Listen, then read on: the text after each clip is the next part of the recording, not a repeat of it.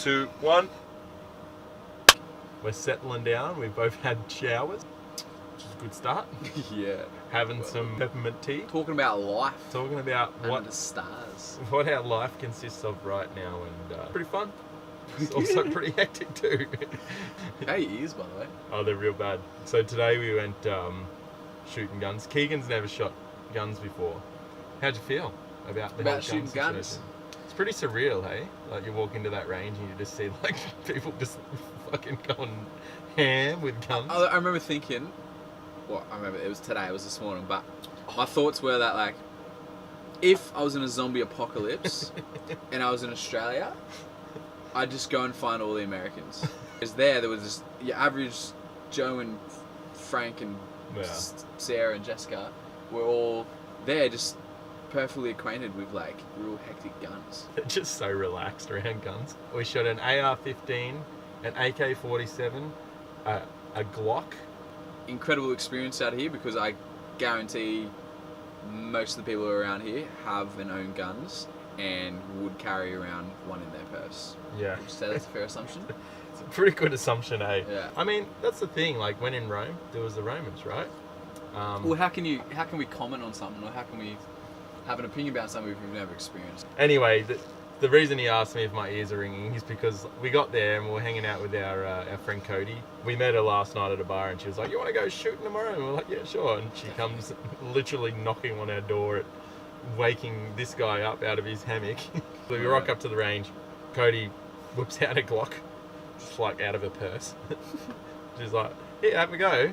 So we're shooting that, bang, bang, bang, bang, bang. A couple of boys from the army, one of Cody's guns was jammed, so one of the guys helped her out, and we ended up getting into a good... It's fixed. Just cleaned it and fixed it straight up. They invited me over to have a shoot of their guns, and I was like, yeah, sure. I've never shot an AK-47 before. Bang, bang, bang, bang, bang, bang. No ear protection. Can't hear a thing. My ears are ringing like it's real bad. Hopefully I haven't done any permanent damage. Keegan sent a love letter. Keegan sent a love letter. It's more of a letter of affection than a love letter. No, it was a love letter, and he got super self-conscious about it. Joe was trying to give you shit. I was trying to give him shit. I think it's an incredible thing, what he did, sending love letters. I was just trying to, like, spice things up for the media, and Keegan wasn't having a bar of it.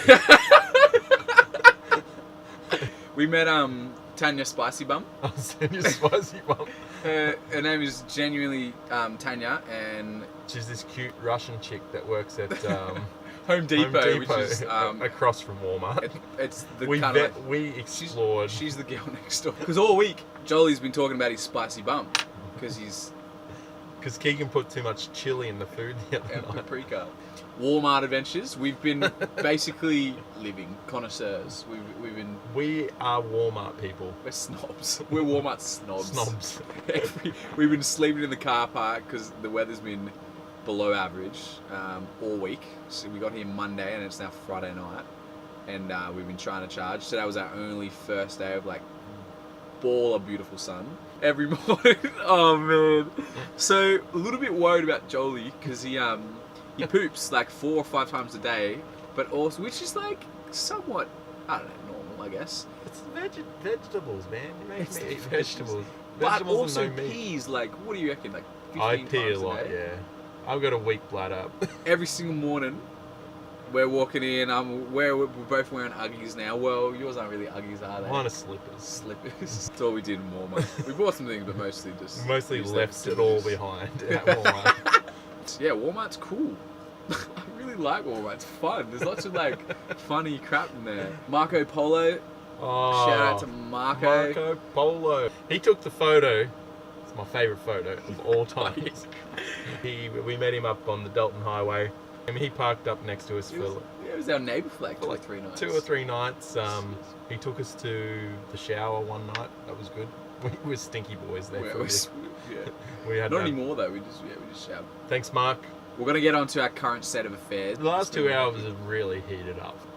So this is real sad for me. This is a tough point because we're limited by pretty silly laws. They're silly in my opinion because I'm a world traveller, and it could just be me being entitled, but apparently 3 months is up and I got to get out of here. That 3-month date is this Sunday. So right now we are charging off of the grid. Reason being, we have to, one, get me out of this country. In less than 48 hours. Less than 48 hours. We were continuing on the renewable energy sources train, trying to get ourselves over the border, and just so happened that today we pushed it a little too hard. We were trying to get as much solar into the bank as we could, and we got there. We actually did really well. We got to the charge point that we needed to get after 5 days of really bad weather, 1 day of really good weather. And as we were packing the array up, a weakness got exposed, and one of the arms that holds the solar panels out, one of those arms snapped under pressure. Two of them snapped under pressure, rendering us pretty much unable to charge off the sun in our time constraints. In the time constraints that we can. Yeah. So basically, we're operating on 2/3 of the power, and we need all the power we can get to get me out of here in time. Big deal. Kind of sad. I know there's going to be points within the journey, for example, like the Darien Gap, where we've preconceived that we have to use fossil fuels to get around that because there's no, roads and the dangers behind that area and all of that. So we had to use a ferry for certain situations to get, from this over this body of water and all of that sort of stuff. And we were planning on offsetting those, that carbon that we emit in those periods of time. But right now we're charging off the grid, and this was not perceived, we didn't especially so early on, yeah. We didn't plan for this to happen, especially so early on. We sat in a Walmart parking lot through 5 days of rain to try and, do the right thing and get this done. So we've absolutely exhausted every available resource to get us, over the line. In line with the goals of the project. In line with the goals of the project, but sometimes things just don't pan out. One of the main things behind this is that, so the weather was absolutely not in our favour this week. They're having a really rare August/September. This area is semi-arid, and the further north you go, the more arid it gets, the more tundra it gets, and that was that was what we were operating with. That's what we thought we were operating with. Unseasonal amounts of rain, like the Chena River that runs straight through Fairbanks here. It is bursting. We've battled through lots of crazy stuff. Yeah. But the big one for me is the whole using fossil fuels to move this vehicle forward. We have to find a way to offset. Totally. So the decision's made. We have to use fossil fuels to get ourselves out of here. When we cross the Canadian border, we're free. Canada gives us a 6-month visa, visitor visa, to continue the journey on. So we're under no time constraint pressure there, other than the great white snow cloud coming. But even then, we can camp up for the winter if we have to. Worst case, yeah. And I mean, obviously, we got to get out of the country because of Jolly, but we're heading back into the lower 48 of the states, and we cannot jeopardize that leg of the journey by us not making it out of the country within the next 2 days. Yeah, even though we don't agree with whatever the laws that exist, we have to abide by them. We're in someone else's place. We've got no other choice. We don't want to jeopardize the longevity and the greater future of this project by overstaying a visa.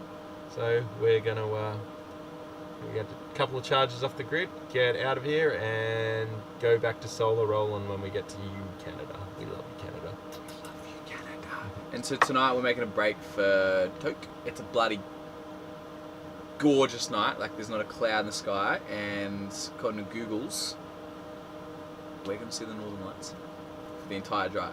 Our I hope I can see the Northern Lights.